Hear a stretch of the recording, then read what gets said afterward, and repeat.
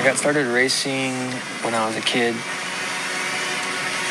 To be able to live on that edge and find where the edge and the limit is of your own personal ability and keep pushing past it. It's just constantly breaking boundaries. That's what racing is. My name is Bonfante, and I'm a professional race car driver and self-taught engineer.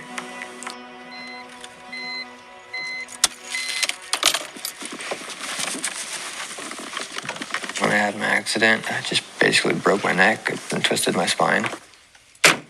And they told me that I was now quadriplegic. My hands don't work, certain muscle groups don't really work the same as they used to. I was 17.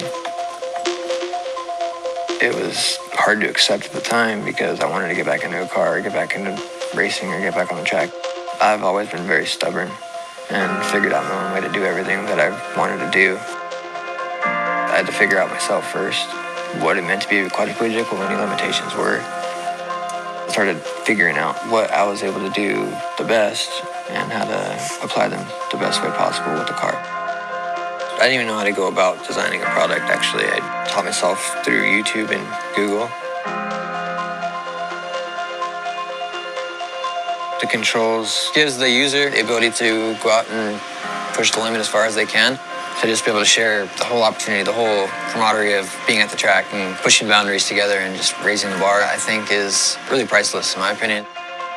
To be able to have the opportunity to work with you guys and work with the team to be able to build the car from nothing. I just want people to live up to their potential.